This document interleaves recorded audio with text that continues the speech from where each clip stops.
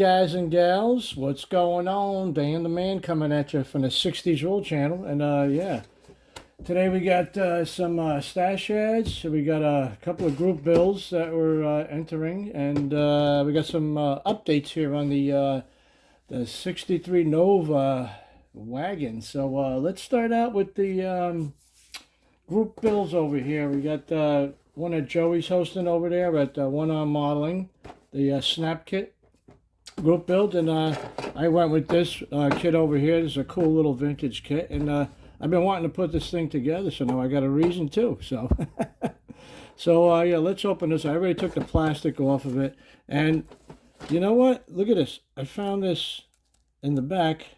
This was on the plastic shrink wrap. Dick's Hobbyland. You guys know Dick's Hobbyland? $4.75. Good price. It was sold. It looks like 1989. So yeah.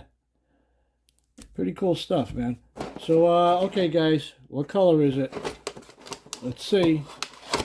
Ah, molded in black. How about that? Look at that. Nothing's in plastic bags. Everything's just thrown in there. Even the look at this. Glass is all scratched up. But, hey, what the hell, you know? It's a nice kit. Let's pull it out. We'll take a quick look at it. And, yeah, right off the bat, you got the vent window's cracked, so I have to address that. But no biggie, but cool little convertible here, though. Really cool. I love this. Love vintage stuff. I love unique subject matter, man. That's what it's all about, right? So we got this guy over here. Put him in the background. Now, my buddy Jay from Jay's Slow Ride Model Cars, he was watching one of my videos, in the entry video, you know, the opening video. He saw, you know, a couple of vintage kits on there, and he saw the Tom Daniels Tarantula, and he asked me, he said, "Are you going to build that?" And I said, I don't know. You know, it's sitting on my shelf. It's more of a decorative piece anyway, you know, because I like collecting, you know, vintage kits. I said, "Why?" He goes, "I want it." I said, "Okay, what do you want to, you want to do a trade?" "Yeah." So he sent me pictures of some old, you know, vintage 32nd scale cars and models. So I said, "Which one do you want for it?" He goes, "Well, you can have all of them." I said, "Oh, okay, you got yourself a deal, man." So I came over to the house, and yeah, we were bullshitting for like a couple hours, and we had a good time. So let me show you the kits that I received from this guy. Look at this. Isn't that cool? 59 Impala. It's a Gunsanyo. Gunsanyo right there, yeah. Pretty neat kit, huh? I think this is from the early 80s, I assume. And look at this. I like the way they package this stuff. Look at this. The body's in a separate compartment. Isn't that cool? I think it's motorized, too, because I look on the instruction sheet. There is a motor in here. You can see there's a gear and there's some lube for the motor.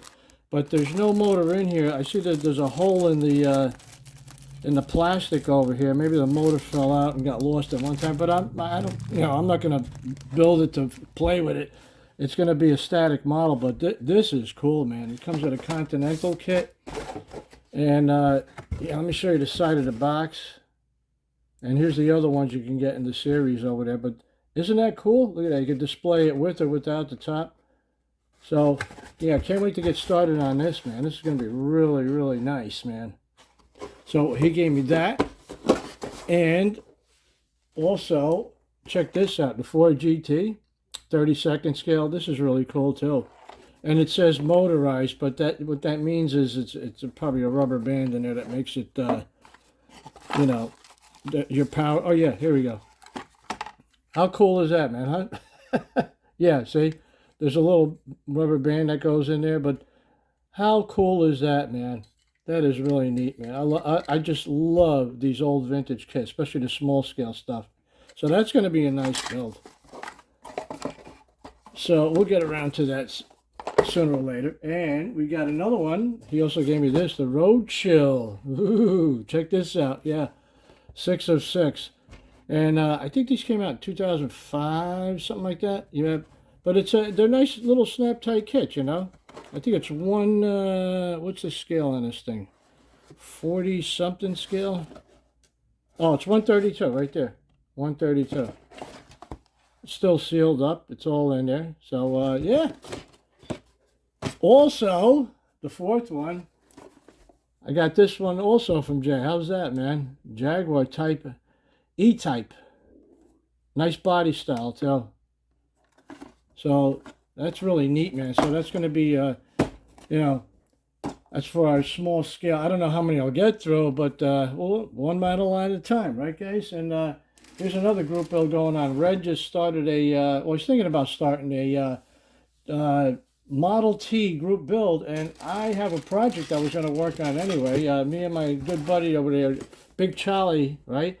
We did a trade, and I actually wanted this tractor for this hood.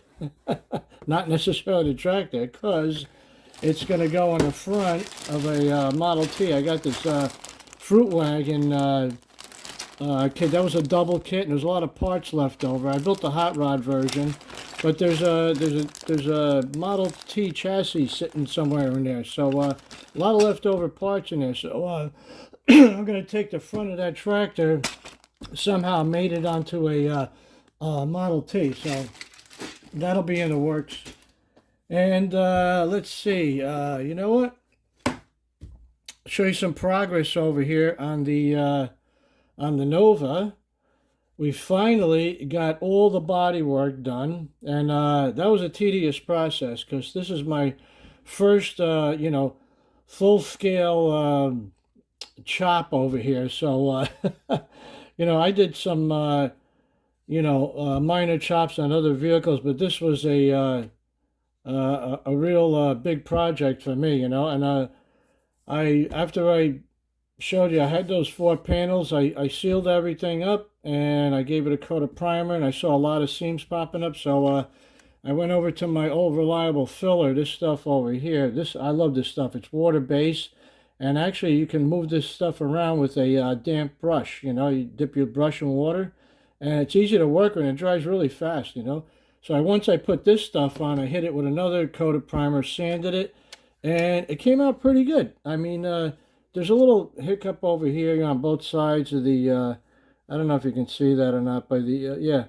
But, you know, we sanded it the best we could, so I think there's a little hiccup over there. But I tell you, not bad at all, you know.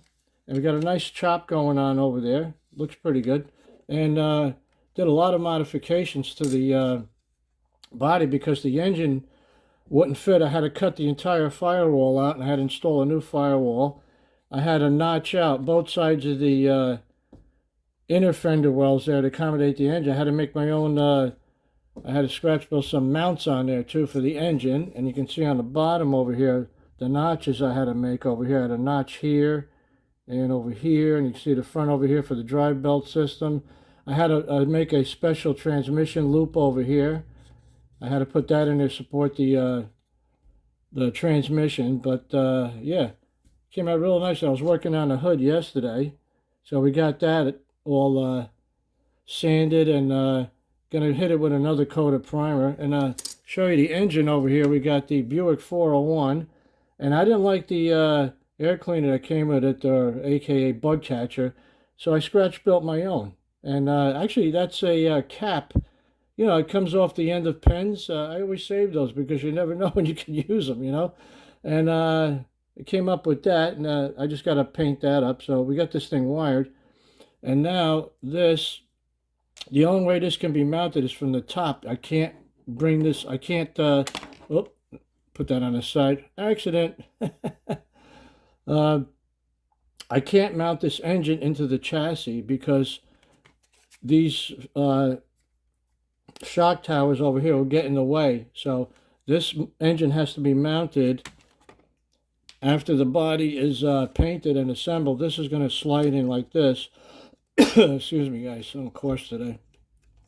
So it sits in there just like that. So oh, there we go. Now it's sitting down. So we got that big block sitting in there like that. Then we got the hood, so it fits in there just right, and I cut out just enough material so that blower's going to stick out of the hood. I can't wait to get some paint on it. I think I'm going to start painting tomorrow because body's all nice and smooth. And we're also going to add some side pipes, like the photo I had that I showed you guys in the last video. So we're going to stick some side pipes. They're actually going to be the pipes are actually going to run through the body over here on this little rocker panel here, and then I'm going to have some solder, and that'll line up with the headers. You can see I pinned the ends of the headers over there. So we'll work on that later on after we mount everything. So no biggie there. And yeah, she's looking pretty cool there. So I think that's about it, guys. Sorry. So yeah. All right, guys. That's all I got for you today, and we got a lot of group bills to keep us busy over here at the bench. And you know, I know there's a lot of talk going around the community. I saw a lot of videos on group bills, and I also commented on Al's video, and he felt bad for not finishing his group build. And you know, there's, you know, I heard people say too, you know, are group bills necessary? Is this necessary? You know, I don't care if there's 10 group bills or 100 group bills. They're out there. You know, people can join the group bills. There's no pressure to join a group build. I mean, you know, if you're saying, well, there's too many group bills and are they necessary? They're not necessary. That's like trying to tell someone, well, your YouTube channel's not necessary. There's too many of them.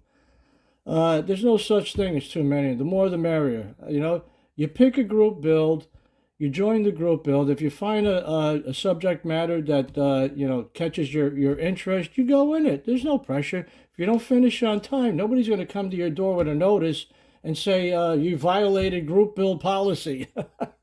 You know, you pick a group build. If you don't finish, you know, the people who host the group builds, they understand that. You know, people are they're, you know, life situations. They're busy or they can't get into it. So you know, it's all about having fun, guys. It's a fun hobby. Don't stress yourselves out.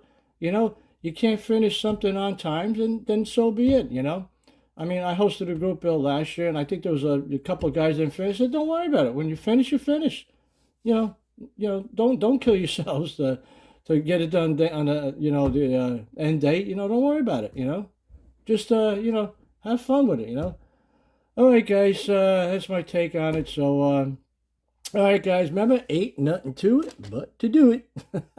Guys, take care, be safe, and keep on building.